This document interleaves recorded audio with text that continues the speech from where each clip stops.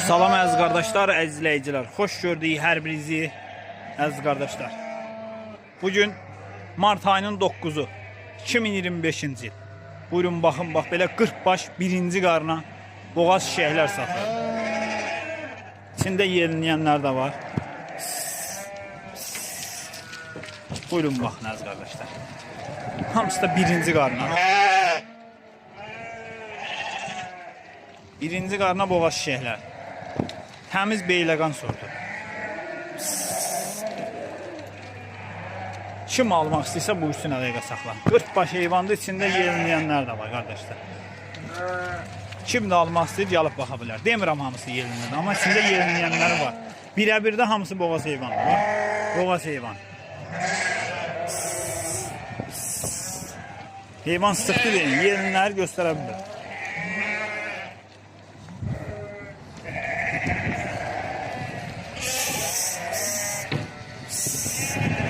Hava. Görürsünüz kardeşler. İçinde yerinleyenleri var. Ay maşallah. Heyvanla hamısı süper heyvandır da.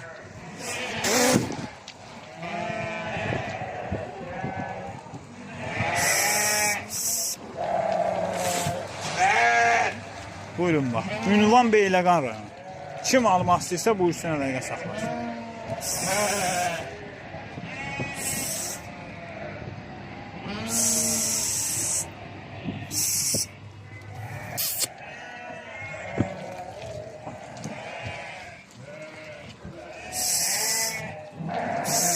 Baba yerini görürsünüz.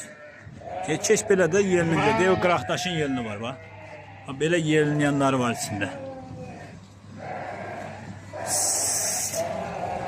40 baş heyvanlı birə-bir hamısı boğaz heyvanlar. Ay maşallah. Buyurun bax. Almaq istəyən qardaşlar əlaqə saxlasın. 40 baş heyvan. Kim də ala bilərsiniz. Ay maşallah. Süper heyvan, süper.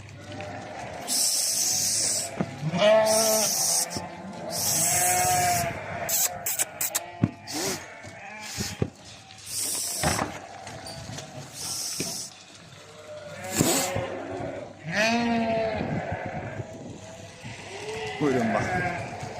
Ay maşallah. Heyvan durna, durna. Göz qabağındadır.